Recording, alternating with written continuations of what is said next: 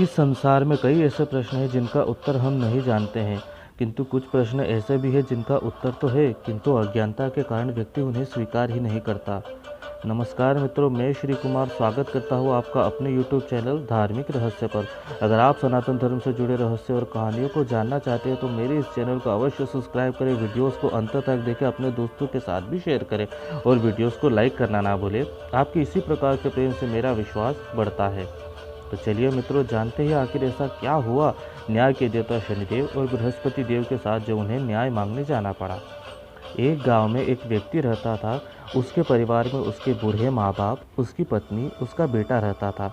व्यक्ति दिन रात खेत में मेहनत करता और अपने परिवार का पालन पोषण करता, किंतु उसके खेत में अच्छी उपज नहीं होती थी, केवल थोड़ा बहुत ही लाभ होता था। शनिदेव यह सब देख रहे थे। वह उस व्यक्ति को उसके अच्छे कर्मों का फल देना चाहते थे, किंतु भाग्य के कारक देव गुरु बृहस्पति उन्हें ऐसा नहीं करने देते थे। हर बार कोई ना कोई बाधा उत्पन्न कर देते थे। कुछ ही वर्षों के बाद वह आदमी किसी अज्ञात बीमारी से ग्रसित हो जाता है और मृत्यु को प्राप्त हो जाता है। शनिदेव क्रोधित हो जाते हैं और अपने बड़े भ्राता यमदेव से निवेदन करते हैं कि वह उस व्यक्ति के प्राण ना ले जाए, किंतु यमदेव शनिदेव की बात नहीं मानते हैं और उस व्यक्ति के प्राण हर लेते हैं। शनिदेव उस व्यक्ति के अच्छे कर्मों का फल अब उसकी संतान और उसकी पत्नी को देना चाहते थे, किंतु कुछ ही वर्षों के बाद उस व्यक्ति की पत्नी और उसका बेटा भी प्राण त्याग देते हैं। अब उस व्यक्ति के घर में केवल उसके बूढ़े माँ बाप ही रह गए थे। शनिदेव यह देखकर क्रोधित हो जाते हैं और देवगुरु बृहस्पति से प्रश्न करते हैं कि आपने यह कैसा भाग्य लिखा है इस परिवार का। मैं आपको यह अन्याय नहीं करने दूंगा बृहस्पति देव। शनिदेव के भयानक क्रोध से देवगुरु बृहस्पति भयभीत हो जाते हैं और निवेदन करते हैं कि कृपया शांत हो जाए। शनिदेव का क्रोध शांत हो जाता है, किंतु क्रोध शांत होने के बाद भी शनिदेव यही प्रश्न पूछते हैं कि उन्होंने इस परिवार का भाग्य इतना बुरा क्यों लिखा। मैं उन्हें कर्मों का फल प्रदान नहीं कर पाया। बृहस्पति देव कहते हैं कि यह सब भाग्य का खेल है। उस व्यक्ति के भाग्य में ऐसा ही होना लिखा था, सो उसके साथ वैसा ही हुआ। शनिदेव कहते हैं तो फिर उस व्यक्ति के कर्मों का क्या मूल्य। उसने जो अच्छे कर्म किए हैं उसका फल दिए बिना मेरा न्याय चक्र अधूरा रह जाएगा, इसलिए हमें ब्रह्मदेव के पास जाना होगा न्याय के लिए। जब शनिदेव और बृहस्पति देव ब्रह्मदेव के पास जाते हैं तो ब्रह्मदेव सभी घटना को समझ चुके थे और ब्रह्मदेव ने कहा कि शनिदेव, आप व्यर्थ ही क्रोधित हो रहे हैं। आपको बृहस्पति देव के कार्य में बाधा उत्पन्न नहीं करनी चाहिए थी। ब्रह्मदेव की ऐसी बातें सुनकर शनिदेव पुनः क्रोधित हो जाते हैं और ब्रह्मदेव से कहते हैं कि मैं अब न्याय मांगने उनके पास जाऊंगा जिन्होंने आपको वेद और उपनिषदों का ज्ञान दिया है। मैं अपने गुरु महादेव के पास जाऊंगा और न्याय मांगूंगा। वही निर्णय करेंगे कर्म बड़ा या भाग्य बड़ा।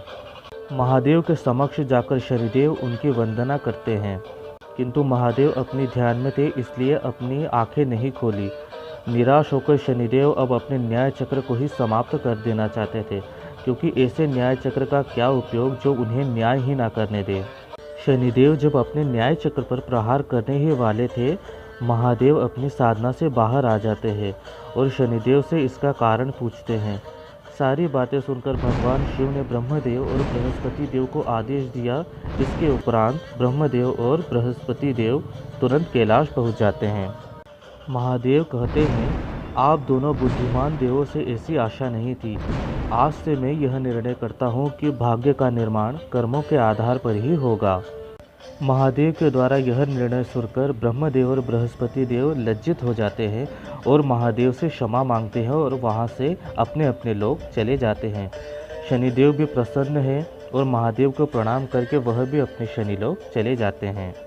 धरती पर जब द्वापर युग आता है तो श्री कृष्ण ने भी गीता सार में कर्म को ही सर्वोपरि माना है, अर्थात व्यक्ति का भाग्य उसके कर्मों के आधार पर निर्माण होता है। व्यक्ति जैसे कर्म करता है उसका भाग्य वैसा ही निर्माण होता है। जय श्री महादेव। तो मित्रों, देखा आपने किस प्रकार से महादेव ने न्याय किया। अगर आप भी इस न्याय से प्रसन्न हैं और आप भी मानते हैं कि कर्म से भाग्य को बदला जा सकता है, तो मेरे इस वीडियो को लाइक करना ना भूलें। मेरे ऐसे ही रोचक वीडियोस के लिए मेरे चैनल को अवश्य सब्सक्राइब करें। आशा करता हूँ कि आपने सब्सक्राइब ज़रूर कर दिया होगा। आपके इसी प्रकार के सहयोग से मेरा विश्वास निरंतर बढ़ रहा है। मुझे दीजिए आज्ञा।